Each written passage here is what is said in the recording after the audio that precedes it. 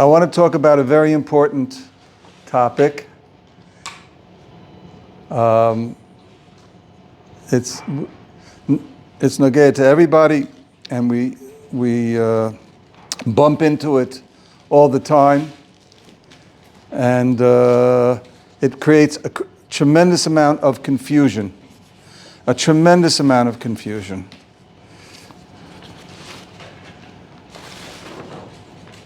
It's very interesting that this coming week's Parsha is Ba'aloscha, and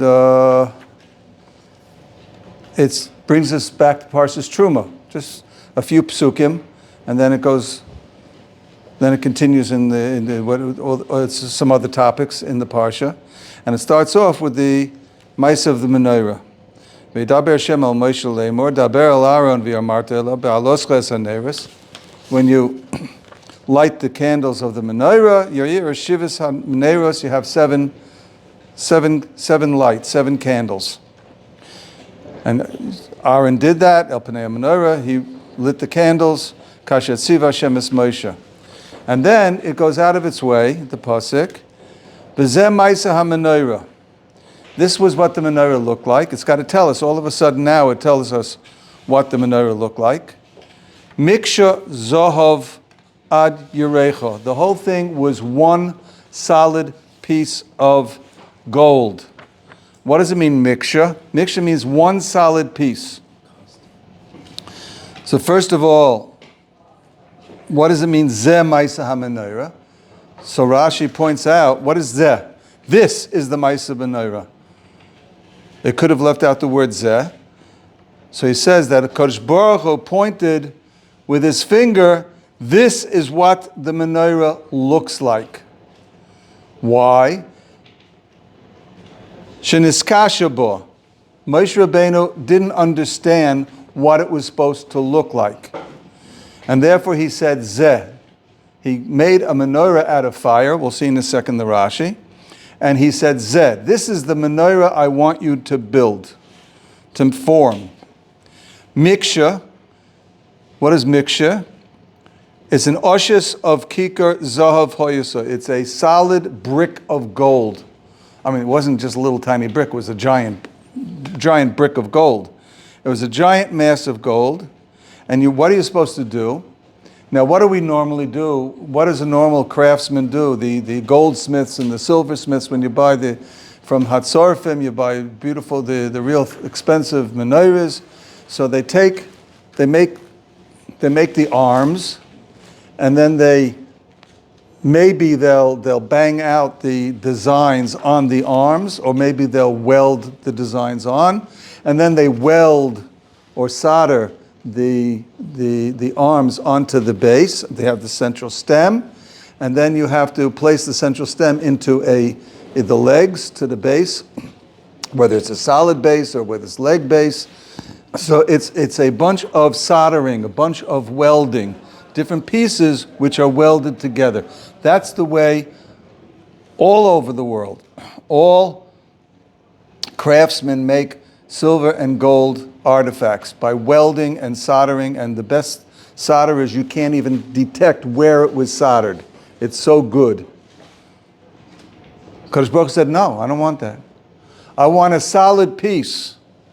I want a solid piece. You take a solid piece and you bang on it, and you bang it this way and you bang it that way, and you have special knives and special saws, and you cut it out, and you make a menorah out of one single solid piece. That's miksha achas, from top to bottom. And then it says, Kamara asher hera Hashem es Moshe, kain osa es menorah. What's the Mara that Hashem showed Moshe? He showed him a tavnis. He showed him a picture, an image. He made an image out of fire. But then it says something very interesting. If you medayik in the Lashon, kain osa es menorah. Thus, he made the menorah. Who made the menorah? Osa es menorah. Doesn't say that Moshe made the menorah. Everywhere else it says the Yasa Moshe Kasher Siva Hashem. It doesn't say that. Kain Osa Es HaMenorah.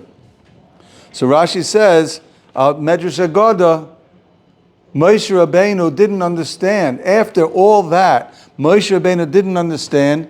So Hashem said, take the brick of gold, you don't understand how to do it, throw it into the fire, and I'll take over and I'll make the menorah. And Kachava, he threw it into the fire, and the menorah came out. And the same thing we have in Parshas Truma. I want to medayik in a few other words here in Parshas Truma. V'yasisa menorah zav. Kodesh Baruch Hu told Moshe Rabbeinu, you make the menorah. You, v'yasisa. And in the same pasuk, v'yasisa menorah zav tahar miksha teyoseh. Now you know a little bit about dikduk. It should said miksha ta'aseh. You should make it one solid piece, the way I told you, banging out and cutting out. It doesn't say you should make it. It says te'oseh, it will be made. So on one hand, Kadosh Baruch Hu told him, v'asisa, you should make. And then he says, v'te'oseh. Normally, and Rashi repeats himself, usually it's done by soldering. He's got the word soldering in Old French.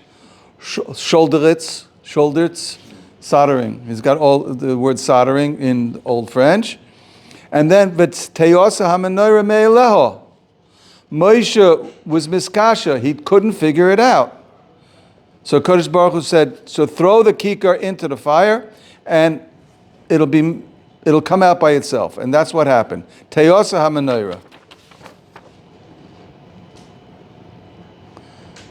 And then it says later on the pasuk, Urei v'yaseh ketavniso asher atamora bahar.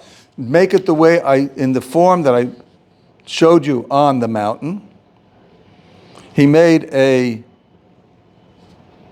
magid sheniskasha Moshe b'maisa menorah. He was perplexed. He didn't know what to do until Kadosh Baruch Hu showed him the menorah shel eish.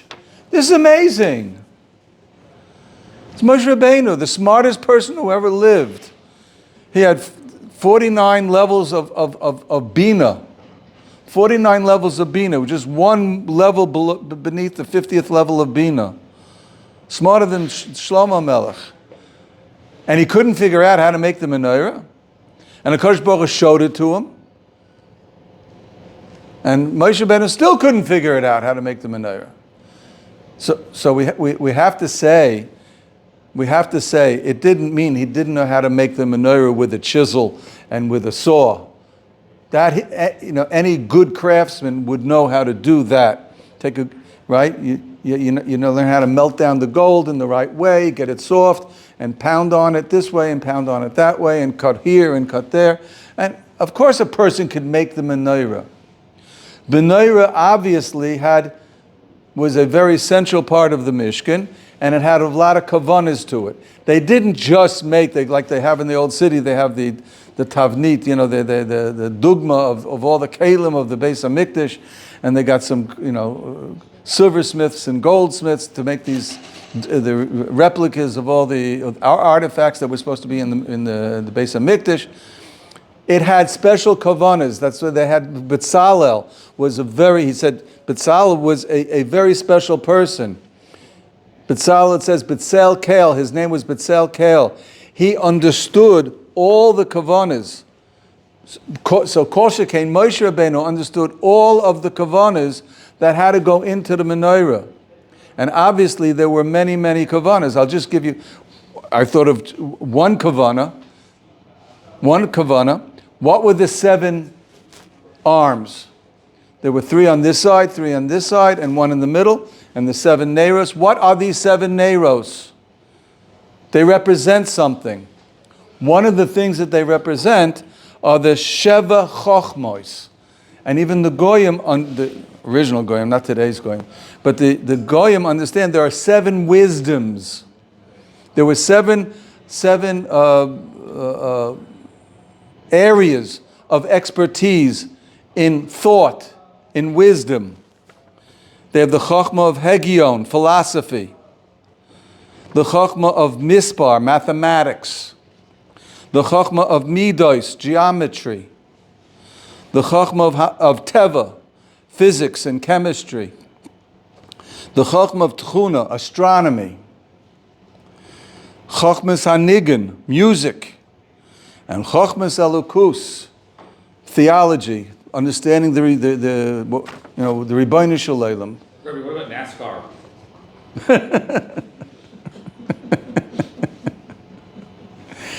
Sorry, only 7. Only 7. These are the main fields. So all Chochmas are from a Kodesh Baruch Hu. If mathematics is a language that Kodesh Baruch Hu created, music is a language that a Kodesh Baruch Hu created. It's got form to it. You know, if you listen to it, like, you know, if it's you're disturbed if it's, you know, if it's off key, you know, off tune, if it doesn't, you know, or the modern music, you know, it says that makes the musicians nervous wrecks because it doesn't fit. The old music, the old classical music, the musicians came out, they're very relaxed, and it soothed the soul. There's something about music, proper music, right? And that's why everybody's listening to music. It calms them down to a certain extent, and right? So all these different things are created by the Ribbono Shel Olam. Physics, chemistry, geometry. The fact there are so many different types of geometry, where there's Euclidean geometry, and there's saddle-shaped geometry, and there's oval geometry. There's all sorts of different types of geometry.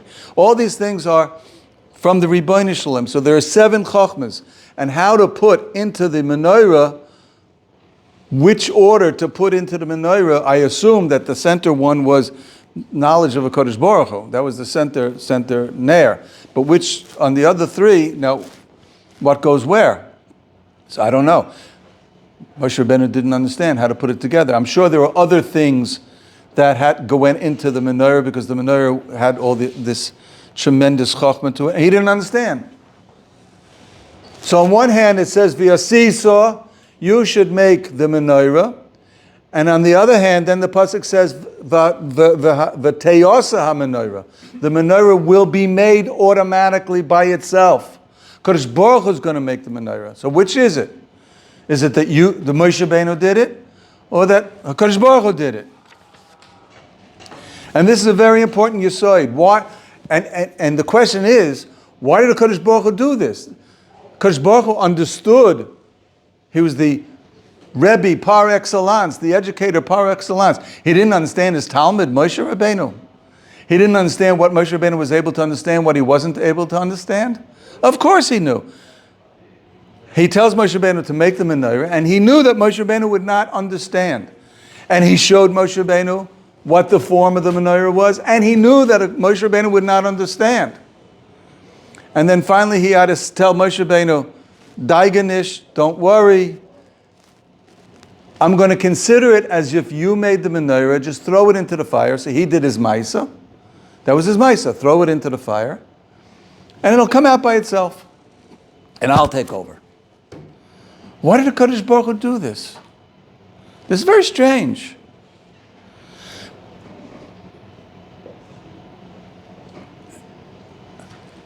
This is teaching us a tremendous lesson in the way the world works and how we have to approach the world.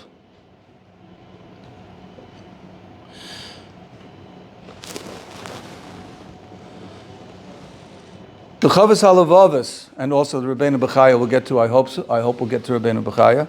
The Chavos HaLevavos says that Kodesh Baruch Hu created the world. This is his shita, and it's a very important shita, the Chavos HaLevavos. He created the world with a natural way of doing things. Teva. Teva. We know there's a Shem Yud Kei Vav Kei. That's the actual name of Hashem.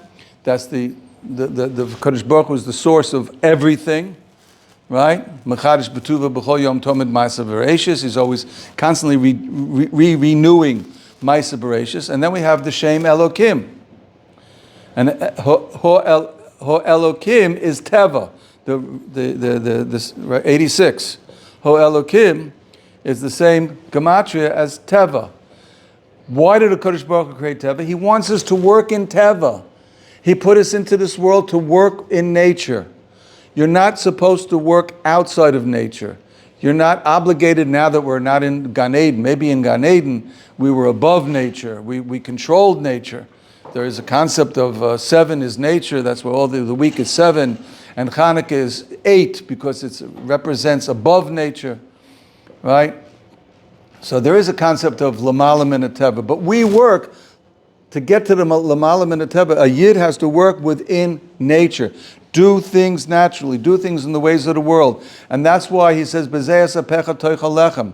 You have to go to work. Now that we're in this world after the Chet of Adam Rishon, we have to go to the work. We have to work and go through the ways of the world and make a living and have a job and work as if everything depends upon me.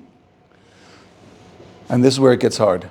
Knowing all the time that you have nothing to do with it, it's all the Ribbono Shel Olam.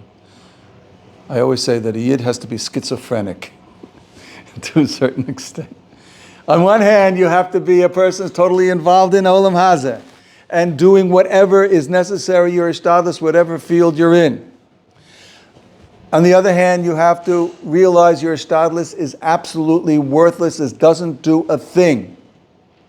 And the Kodesh Baruch Hu is doing everything.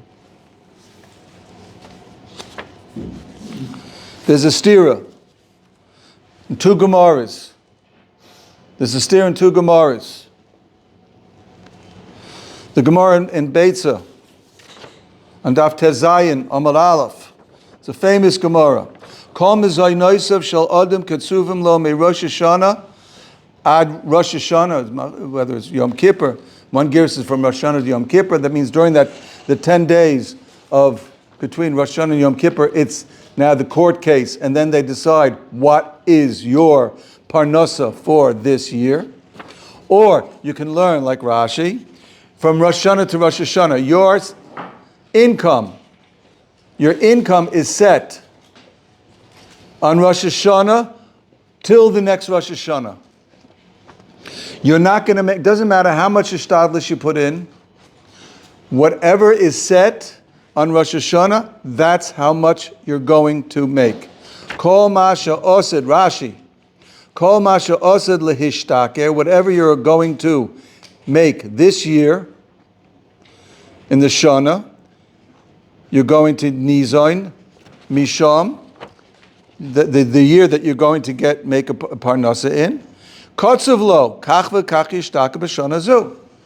So your salary is set. Your salary is set. Chutz miyotzor Shabbos, whatever you expend for kavod of Shabbos, and hoitzos yontif, you want to have a nice yontif meal, you're supposed to have basar v'yayin, gishmaka stuff on yontif, it costs money. Well, hoitzos Shabbos, a good sholent, hoitzos yontif, a good steak, hoitzos bonav l'talmud Torah. Your kids are supposed to learn. Your boys got to go to yeshiva, got to go to a good cheder, they have to go to a good yeshiva katana, a good yeshiva gedolah, and it costs money. It's on the house. That includes like books for them, like whatever is necessary for him to learn. And probably it doesn't say the girls, but since today there's a mitzvah of chinuch habanos. In those days the girls didn't learn, but today chinuch habanos is a very important mitzvah because of Sarah Shnera. Even the Chafetz Chaim says things have changed. That was the beginning of the Beis Yaakov system. The Chafetz Chaim lived them. So today, a lot of places, I think Rav Moshe talks about this. Also, Haitzos of the Bonus, a good seminar, right? All these things cost money. So whatever the tuition that is necessary to go to yeshiva.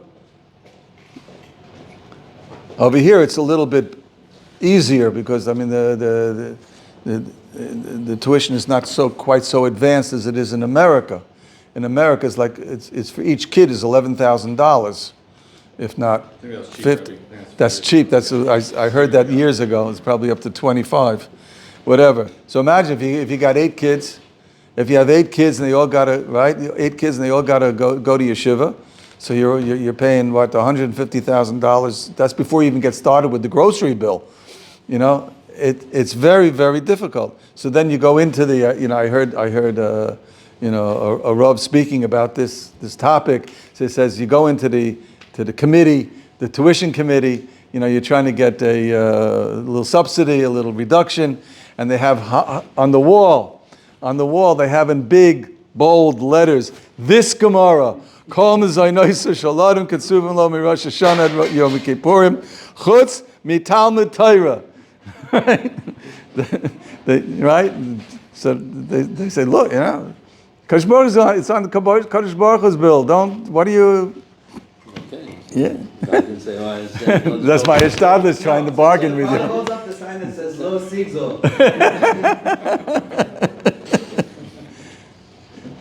Now, there's a very important Rashi here. Agavorch, it's not our topic today, but there's a very important Rashi. If you get a chance, look at this Gemara. It's on Beitza Daf Tezayin. The first Rashi, Kol Mezonos Shalodim, they're Ketsuvim Lo Rosh Hashanah. So you have a set salary. Don't think that you're set. I have a set salary, therefore I'm all set. I need a new car. Right? I need to redo my kitchen. You gotta do all these things they're all necessary. They're all necessities. Rashi says, just one second. Yesh lo li zoyer. Be careful. Be careful, Rashi says. Yesh lo li zoyer milasos yitzia meruba. Don't overspend. Shelo yosifu lo schar l'mezaynos. They're not going to give you extra. Whatever you were set. I don't know how much my budget was. I know that I have a set budget, but I don't know how much it was. So take it easy. Be frugal. Don't overspend, because they're not going to give you only what you originally were supposed to get. And if you overspent, you went into hak, and it's not guaranteed, Kodesh Baruch Hu is going to take you out of hak. So anyway, that's the Rashi warns you. Rebbe, can a tzaddik goes there? You go to Rebbe or Moore or something. He says, "Okay, bracha, tzlaka, parnasa. You're gonna be very much liach this year." I'd rather not get into that. It depends who the Rebbe is. But it's possible. You're saying it's possible. Brachas are always possible. There's, but a bracha to change what was nigzar is very, very difficult. Any tefillah is possible. Any tefillah is possible. I'm saying, Dr. Kasadi goes there. Like, can he say, like, you're going to be masliach this year? There's these stories, like, raise your hand if you want to be rich, and the guy raising. And I've heard plenty of stories the other way that Okay. I've got just as much experience as you do, and I've heard all the other stories. Okay. Because they came complaining to me. Your Rosh Hashiva promised, and it didn't. They publicize all the Hatzlacha stories. They don't publicize the fashlas. I don't understand the ways of a Kodesh Baruch Hu, and I have a Kabbalah from Rav Scheinberg. Take it easy. Live frugally. Make a decision. There's a Mishnah Berurah. I forgot to bring it. I just now thought of it. There's a Mishnah Berurah. No, I don't need it now. There's a Mishnah Berurah in Hilchos Yontif. He brings down this Rashi. So he says, Mishnah Berurah asks, how do I know what I'm supposed to do on my parnaso? How do I know how much to go? Am I allowed to go over my budget? How do I know? So he says, whatever's a necessity. But how do I know what's a necessity? How do I know? So he says, imagine you had a Yisachar Zvulun deal with somebody, and you're giving him, I don't know, what's a nice salary for Yisachar Zvulun, $50,000, $100,000, I don't know, today's prices, everything's not enough. But you have a Yisachar Zvulun deal with somebody, and you're giving him a nice salary, and then he comes to you and he says, it's hard, my wife she can't. The kitchen's getting, run down, and for her menuchas nefesh and psychology, and it would be so good for us to have a new kitchen. And what do you think? And I need a new couch. And what do you? Maybe you could add a little bit. What would you answer him? No. So the answer to you is no. That's Yes. Sorry. whatever you would answer him, that's for you. That's the gauge. That's the gauge, the balance gauge. Whatever you would answer somebody you're supporting, to say yes or no, if this is a necessity or not. His washing machine broke. That's a necessity. I remember when I first came to Eretz Yisrael, a dryer was not a necessity. I lived for 10 years without a dryer. Hanging up. And in the winter, we had the whole living room was full of wet clothing dripping on the floor. With these hangers, because we couldn't put them outside because it was winter. And then Rav Scheinberg walked went to my house once. I wasn't feeling well, and he came to visit, and he took a look, and he says, "Buy a dryer." But Rebbe, it's luxury. For you, it's a necessity.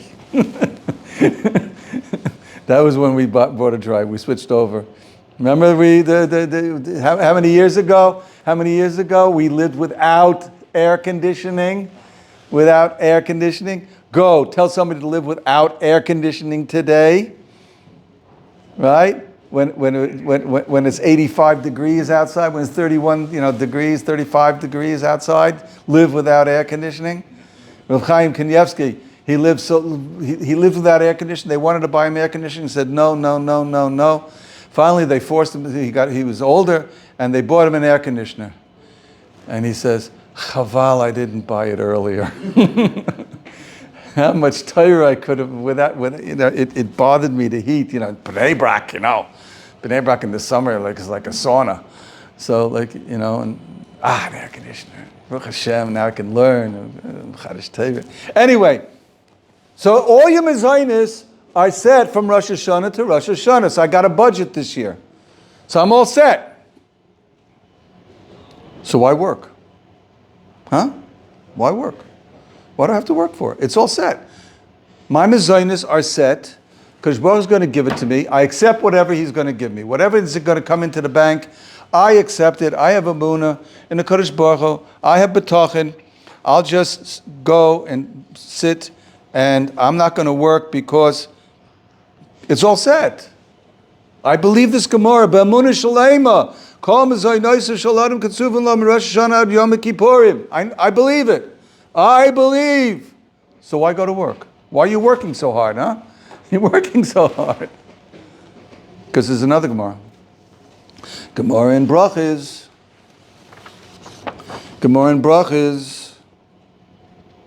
Tanu Rabbanin. Arba tzrichen chizuk. 4 people, 4 categories, 4 areas need chizuk. Ve'eluhem Torah, Maisim Tovim, Tefillah, and Derech Eretz. And Rashi says Derech Eretz is talking about business, parnasa. That's what Derech Eretz means. And it needs chizik. What's chizik mean? What does the word chizik mean? I have a sefer, chizik. What does chizik mean? What does the word mean? She is chazik adam behem tamid. You have to be mechazik yourself in these 4 areas, tamid. B'kol koichai, with all your effort, with all your strength.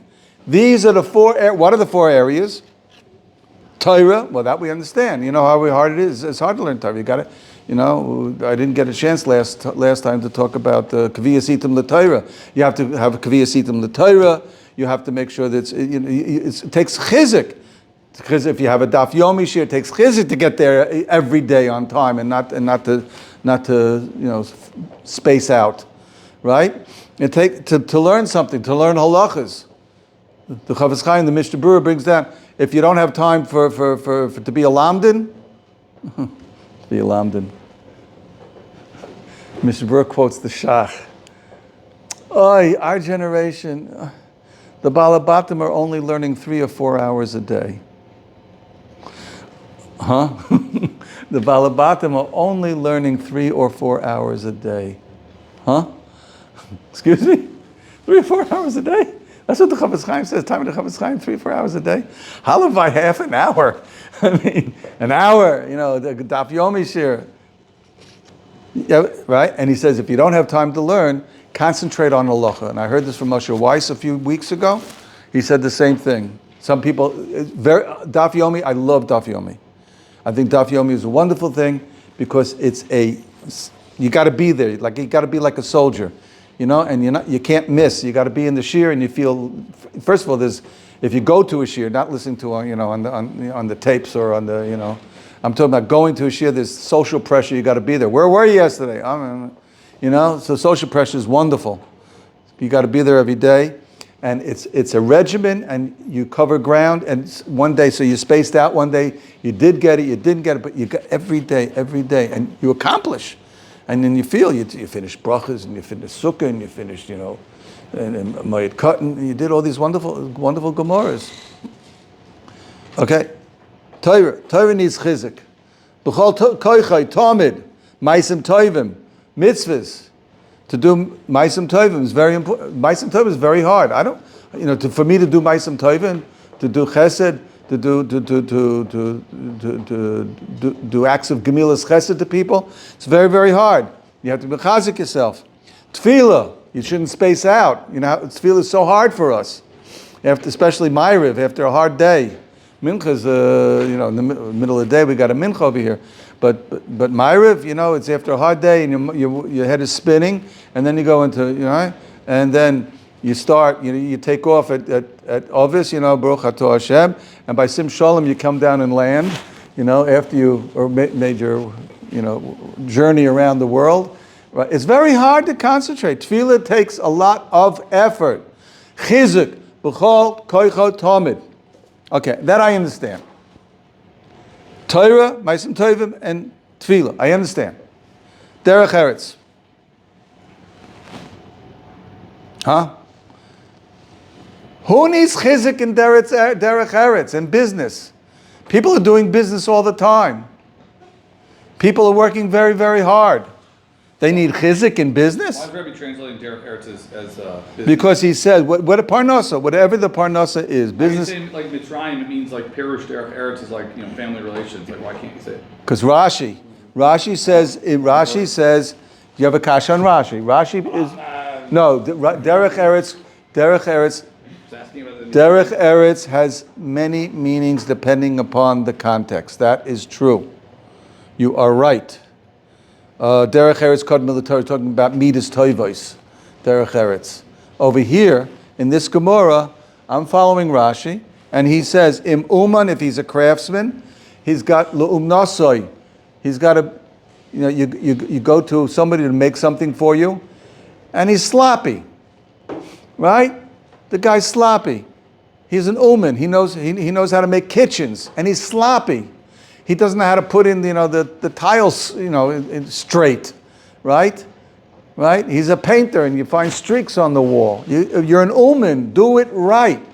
Learn how to do it right. Learn how to put the plaster. If you're a craftsman with silver or whatever, learn how to do it right. Right? They've gotten so sloppy. They make cars. They don't care if 95,000 cars, they have to do callback because there's a problem with the car. This business, you've got to keep the thing moving, right? Used to be, when they made a car, and the car was good. It was solid.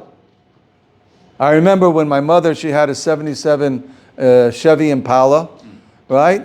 And it was, on in years. I was driving with her, and we stopped in the gas station to have him fix tinker with it a little bit. And she asked him if she should get rid of it. He said, nothing doing. You hold on to this car forever.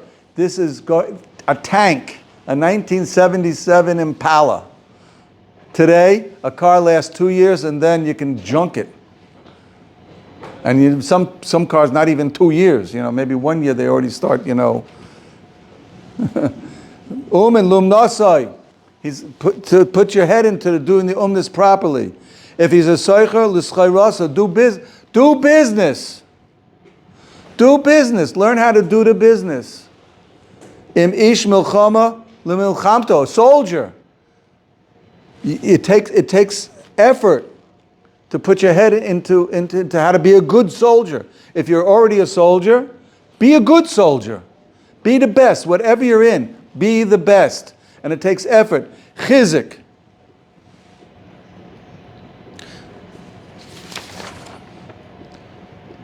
One hand, I got to be the best in my parnasa. On the other hand, it says, HaKadosh Baruch Hu gives me the parnasa. What do I got to worry about? What do I got to worry about? So this is the dichotomy. What's the answer? The answer is Rabbeinu Bechaya. Rabbeinu Bechaya by Tevis Noach, by the ark, Tevis Noach. So the Torah tells us about Tevis Noach. This you have to make the teva, and you got to bring all the animals in, and it was 300 amas long, and 50 amas wide, and 30 amas high, right? And you can put all the animals, and all the animals go. Ask Rabbeinu Bechaya.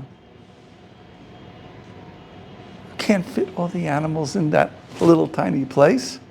How big is it? What's 300 amas? There were only one floor. The animals were on one floor. It was 3 flights, right? It says the top flight was the living quarters of the people, and also where they stored the food. Yeah. The middle flight was all the animals, and the bottom was all the dung and all the trash. That was so 3 flights, right? So you got so 30 amas high. So it means it was 5 amas. An amas is about an amma is half a meter. So it's 30 amas. So one third is 10 amas. 10 amas. So that's what, 5 meters high. That's about right. 5 meters for a kuma each. 2.7 is the normal. 2.7. Oh. Yeah. But they had giraffes then as well. Oh. Each floor was 5 meters? Or? Well, I know the bottom. I don't know, but the middle. I assume the middle was still. Right. No. Yeah, it says 30 amas. It says 30 amas. So it was divided in thirds. I'm just guessing. I couldn't find anybody. I assume it was divided into thirds. 30 amas. An amma is half a meter, right? So that means 30 amas. 10. So it's 10 meters a. So 30 amas is wait, 30 amas. 5 meters is 5 meters. 30. What's 30 amas is 30 amas 15. So each kuma is 5 meters. They had to put elephants. They had to put the goyim try to deal with this. I saw a couple of places the goyim try to deal with this. There's baby thing. Both Rabbeinu Bechaya and the Kli Yakar say no. It means literally. They had 2 elephants, 2 hippopotamus, 2 rhinos. They probably also had a couple of dinosaurs in there because, like, the dinosaurs, like I don't know if they had died out yet. They once they died out during the flood, but there's proof that there's proof that human beings saw dinosaurs in South America. They have pictures of dinosaurs on the cave walls, that people saw dinosaurs. And in Arizona somewhere, they found the Indians had written pictures of dinosaurs on the cave walls, right? So they had dinosaurs. They have a giraffe, right? 7 giraffes. He's kosher, right? Huh?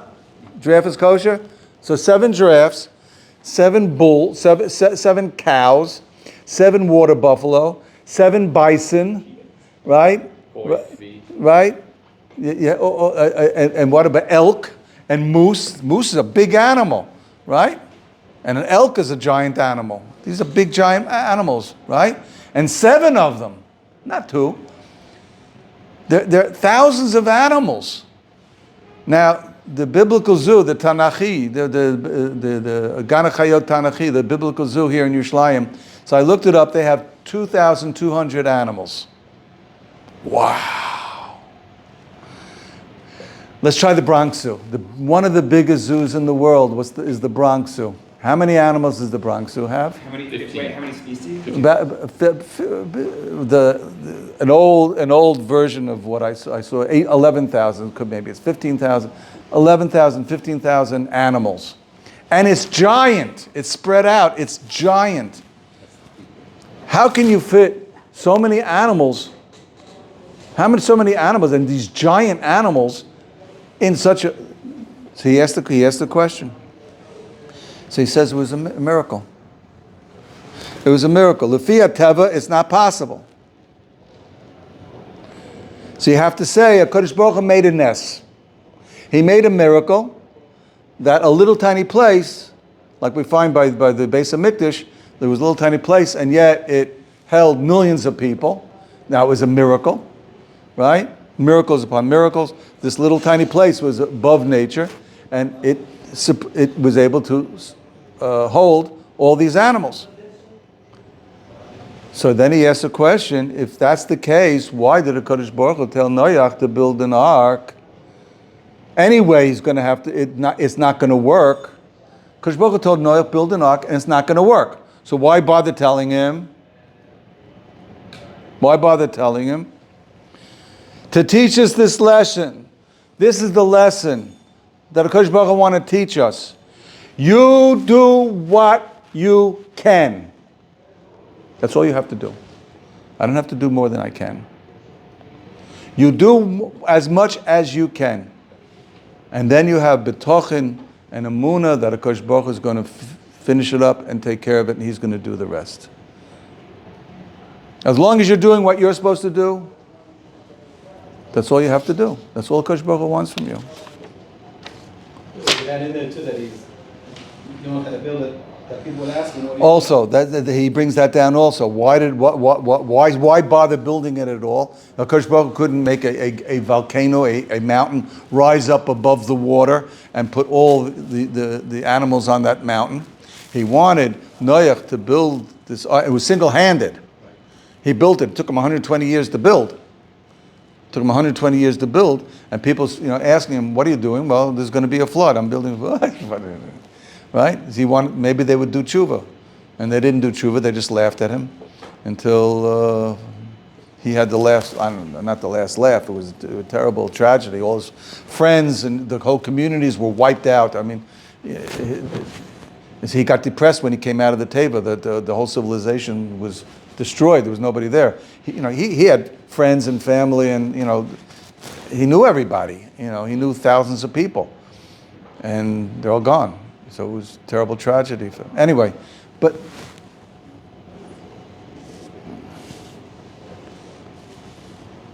so the answer is that we have to follow the ways of the world. Your job is to do the ways of the world. Your job is to be the best you can. And yet, rely on HaKadosh Baruch Hu. That's why HaKadosh Baruch Hu sent us to work. When he kicked us out of the Gan Eden,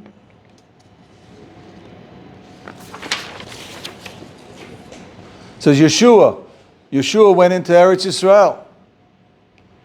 And Yeshua, he was commanded by HaKadosh Baruch Hu. And he told the army, sharpen your swords, prepare your shields. And they practiced maneuvers, and they made strategies, and they had a program of ambushes and and strategics, whatever, and all the military maneuvers, military strategies.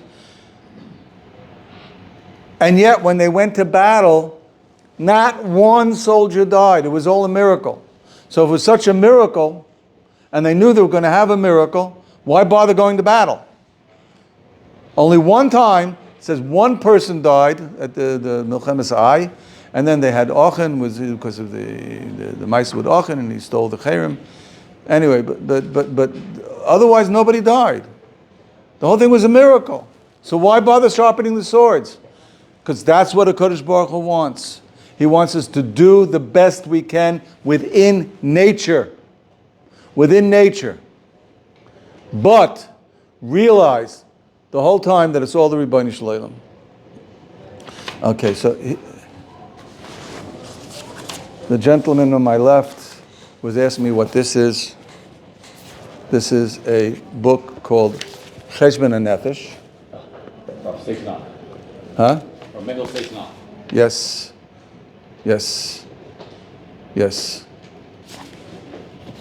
This is a wonderful sefer. I went through it, and it was spoiled, and it's got a haskama from Slobodka, and it said that Rav Yisrael Salanta saw this, and he built a lot of his shittas on what it says over here. There are 13 chapters, 13 principles, and it's a tremendous. And Cheshbon and Nefesh is what Yisrael Salanta did. He did Cheshbon and Nefesh, and I was reading it, and then somebody told me it's written by a maskil. What are you doing reading a maskil? What? So I looked it up. In the old days, I didn't have access to, internet. We didn't have, ability to check things out. Today, you have ability to check things out. And the author of this sefer was a maskil. Really? And I'm shocked but it's got a haskama from the Slobodka Yeshiva. So I investigated a little bit more, and I found out the story behind this. He was university trained. He was a Rav. Talmid Chacham. They were all Talmid Chacham. The Maskilim in those days were all Talmid Chacham. And he was university trained. And he came across a wonderful sefer in French. And it was a Musar sefer, written by a goy, in French. And he was so impressed with it, he says he translated it, with his, he made it applicable for yeshivish olam. You got to change it a little bit, So, but he made it more yeshivish, more, rabbinish, and he translated it into Lashon HaKodesh from the French. What sefer did he find in French? Benjamin Franklin autobiography. Benjamin Franklin's autobiography was translated into French, and he found it, and he translated it into Lashon HaKodesh. This is Benjamin Franklin. Don't say there's no Chochmah B'Goyim. It's a wonderful sefer. It's a wonderful sefer. And I want to quote from you. Is that where the term came from? Benjamin Franklin? Because Slobodka uses that a lot. Uses that term, mega sefer nefesh. Is that Right, you're saying not to read it, Rebbe? That's what the guy said? What I was told. But then when I found out it's Benjamin Franklin, now if you know where it's coming from, listen, Dale Carnegie is also a goy, but he's got wonderful eitzes there. Don't say that there's no Chochmah B'Goyim. Again, the Slobodka Rosh Yeshiva gave us scholars. He didn't know. He thought he looked at it and said, this is Musar. This is solid Musar. Now I want to read to you, this is Benjamin Franklin's autobiography. I want to read to you from Benjamin Franklin's Poor Richard's Almanac. Read the original Benjamin Franklin's autobiography and not read Benjamin Nefesh. It could be. It could be. I didn't read it. It's Benjamin Franklin is. Listen, Benjamin Franklin. It could be. I didn't read it, so I can't answer you. It could be. It's got good. Listen, Benjamin Franklin was a very down-to-earth person. Like he's got so many wonderful eights. You ever heard of a stitch in time saves 9? That's his, and it's very good because you see all these guys. I see it with the frock, with the jacket, and it's beginning to, it's pulling, at the seams over there, and fix it now. Otherwise, the sleeve is going to come off in 6 months when you keep on pulling it, right? A stitch in time saves 9. It's very good eitzes. Now listen to this eitzah. This is Benjamin Franklin's eitzah in Poor Richard's Almanac. Be studious in your profession. Whatever profession you have, study it. Learn how to do it. If you're in sales, learn how to do sales properly. If you're in electronics, learn how to do electronics properly.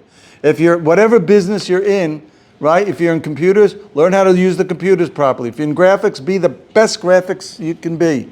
Whatever you're in, studious in your profession, and then you will be learned. Then you chacham. Be industrious. Industrious means work hard. Be industrious, and be frugal. Don't be a spendthrift. Be frugal. You shouldn't be, a Scrooge, but be frugal. Spend only what you have to, and then you will be rich. You hear? You want to be rich? Follow Ben Franklin. So I was thinking, what's the difference between Ben Franklin and Rabbeinu Bechaya. And the Gemara. The answer is like this. If I do this because of Ben Franklin, that I'm involved in Teva and only Teva, that's not what the Ribono Shel Olam wants. What does the Ribono Shel Olam want? He wants you to do it because you have a mitzvah of Parnasa. HaKadosh Baruch Hu threw you out into the world to support your family. You have to put food on the table because that's what HaKadosh Baruch Hu wants. He wants you to have a solid family, and if they're starving, they're going to be out of their minds, not going to have psychological menuchas and nefesh. And he wants the kids to feel secure. He wants the kids to go to good yeshivas. So you have to make money to support all this. And I'm doing it because it's a mitzvah. I'm doing it because it's a mitzvah. Not because Ben Franklin told me. Not because I want to make money. I'm doing it because turn everything into a mitzvah. I have another vort, but I don't have time to say it.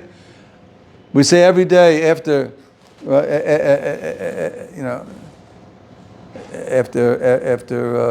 Chanan ben Akash Omer, Rosh HaKodesh Baruch Hu, L'zakos is Yisrael, Lefikach hir b'lehem Torah mitzvahs.